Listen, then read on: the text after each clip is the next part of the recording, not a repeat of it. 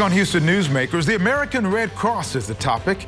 For more than 135 years, it is the organization that's been on the front lines helping others in times of crisis.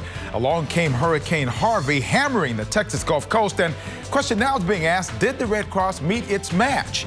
The regional leaders are here to answer that question and more. Houston Symphony was one of the several Houston arts groups displaced by Hurricane Harvey, but the show must go on. We'll talk about how this morning on Houston Newsmakers. From KPRC Channel 2, this is Houston Newsmakers with Cambrell Marshall. As soon as there is trouble, one of the sure things has been that the American Red Cross will be there to help in that time of need. Hurricane Harvey certainly is one of those events that put the American Red Cross and many other organizations to the test. We hold telethons to raise money because we're told that 91 cents of every dollar will go to local relief efforts.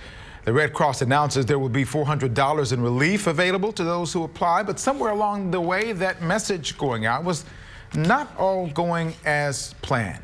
Here this morning to talk about what has worked well and what hasn't, and where we will go from here, David Brady, the Chief Executive Officer of the Texas Gulf Coast American Red Cross, and Charles Blake, who is the Division Disaster Executive, Southwest and Rocky Mountains Divisions of the American Red Cross. Good morning to you both. Thank you for being here. Thanks, Cambrell. Before we talk about Harvey, which there's a lot to talk about what your roles are with the American Red Cross. How are the roles that you do lined up and in terms of what the Red Cross does? Sure, that's a great question, because my role as the Regional Chief Executive Officer is to take care of everything that goes on 365 days a year here in the Texas Gulf Coast region.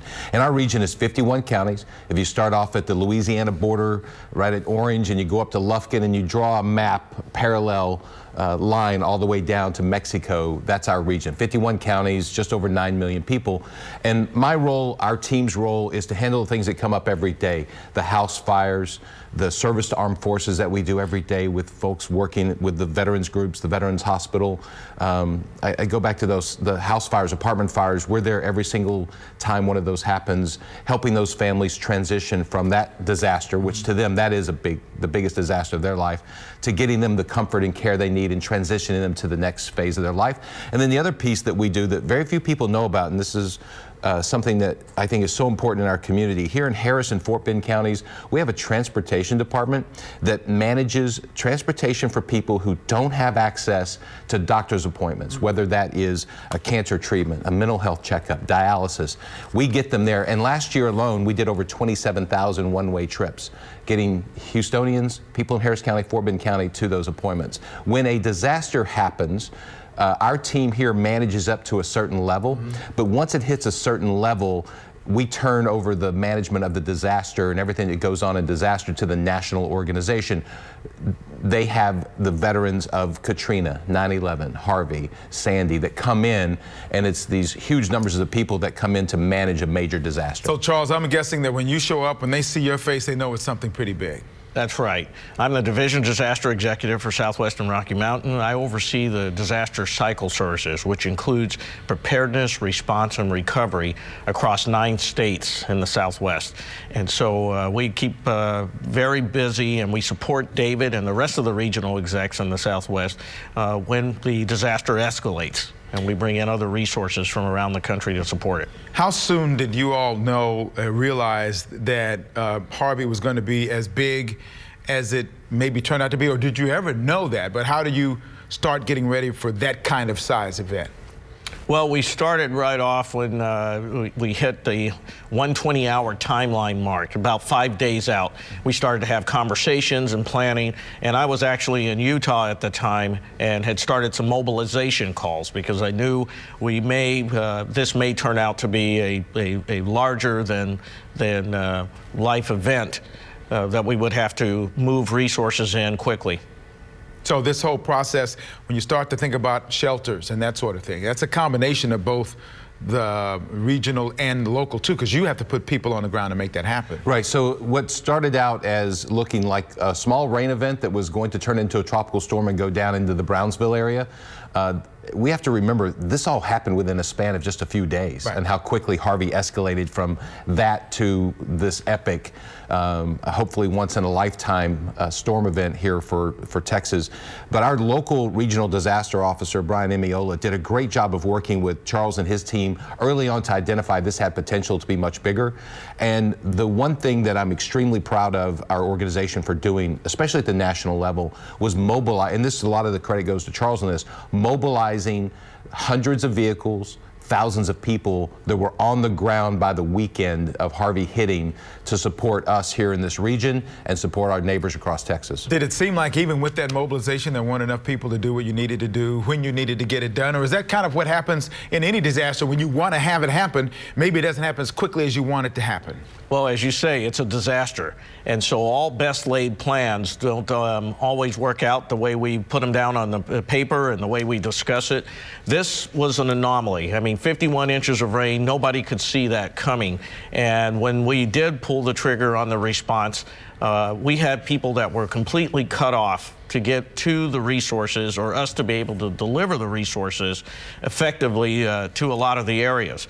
So we had supplies and people trying to get into the greater Houston area as well as other counties, but they had problems with infrastructure. There were road closures, there were heavy rain events.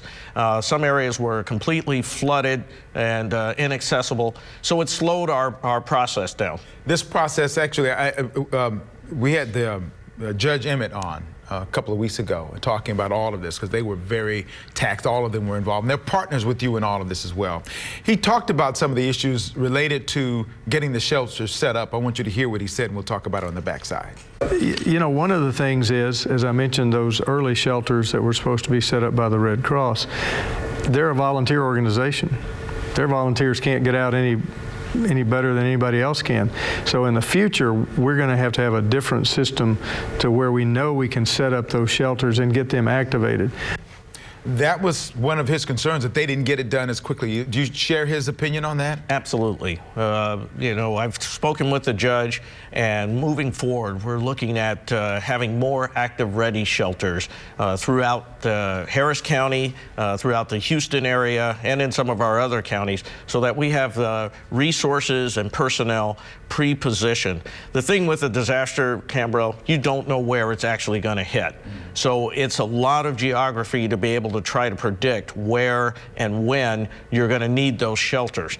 But we have a pretty good idea now, especially since we've had 3 years of potential flood events, of where those areas are going to be, and we're going to look for those places that have good ingress and egress opportunities, so that we can get people there and pre-positioned prior to the storm. Well, one thing I want to add to that, and I do agree with the judge's comments and Charles's comments in reply, but one of the things that happened in this storm, as it was so epic, is that we did have people set up in shelters, and we did have some people we had to rescue from shelters that got flooded that normally don't flood.